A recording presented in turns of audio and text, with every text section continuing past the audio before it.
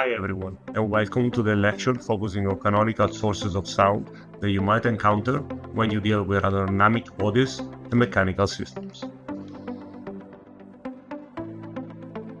In the previous lectures, we clarified how sources of sound can be aerodynamically generated.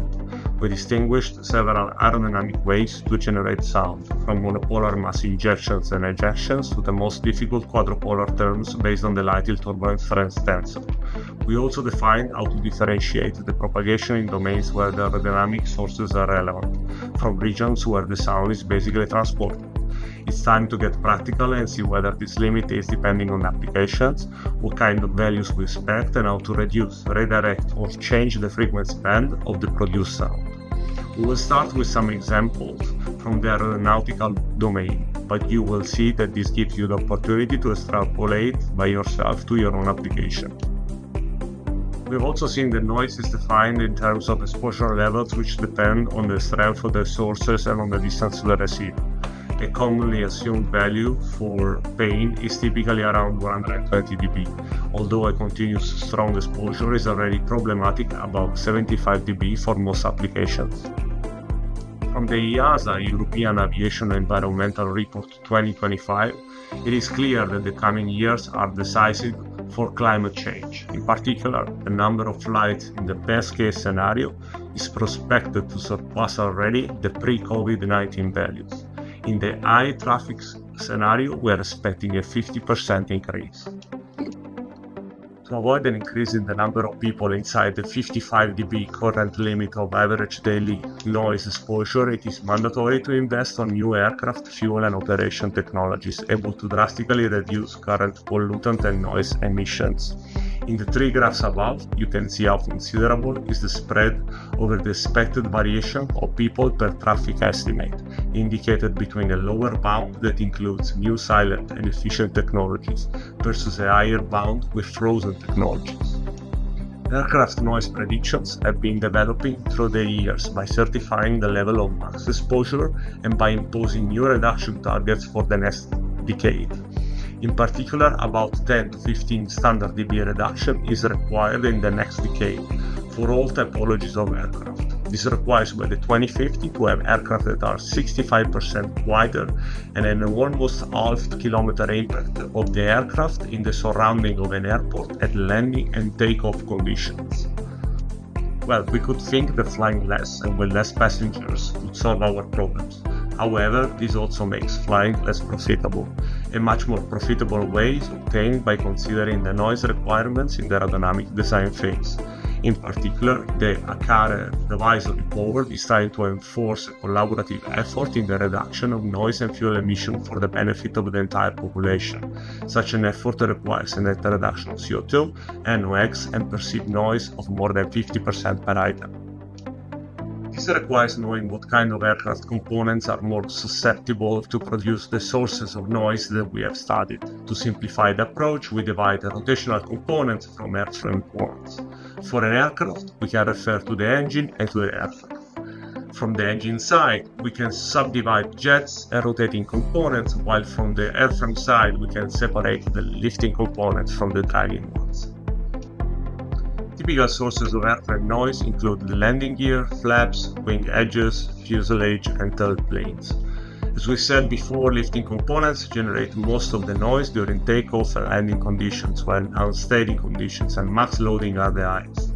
Dragging parts, such as the landing gear, are also relatively louder when exposed at high speed. Each component, in summary, contributes differently depending on flight phase and flow conditions.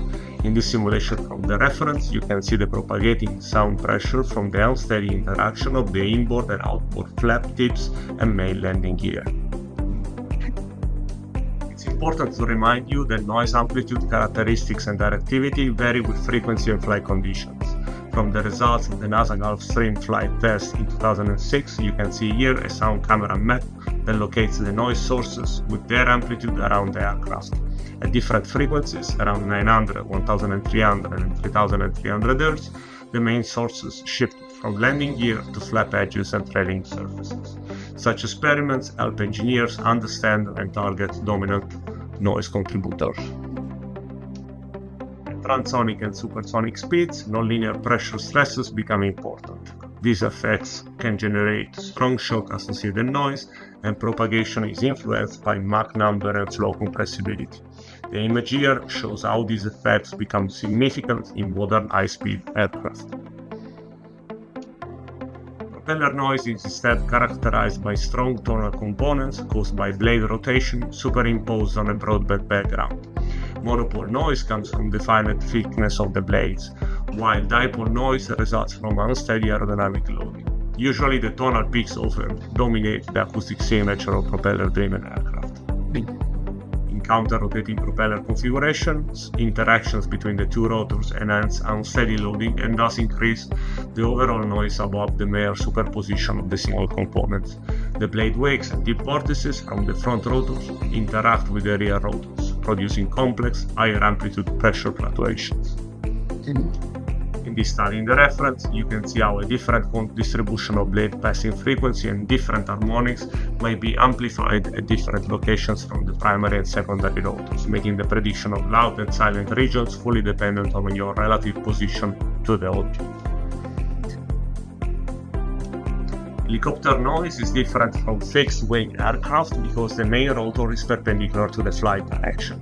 This geometry produces an asymmetric noise field, and the tail rotor generally contributes at higher frequencies, adding another tonal component to the spectrum. One of the most distinctive helicopter noise mechanisms is blade vortex interaction, where a rotor blade passes through the wake of the preceding blade. This interaction generates sharp impulsive sounds that dominate during descent and maneuvers at low speed. In this simulation of an helicopter with additional rotors, you can also see how complex is the propagation pattern in the far field. Wind turbines have also been more and more on the spotlight in the last decade. They produce noise that is perceived as more annoying than other environmental sources, despite being a relatively low SPL. The characteristic swishing or amplitude modulated nature of the sound contributes to this perception. Interestingly, people living near turbines often report less annoyance if they benefit economically from the installation. Noise perception also depends on expectation and familiarity with the source. Public acceptance of wind energy continues to grow, but acoustic optimization of turbine design remains essential to minimize community impact. And that's all for this lecture. I hope you enjoyed it, and see you next time.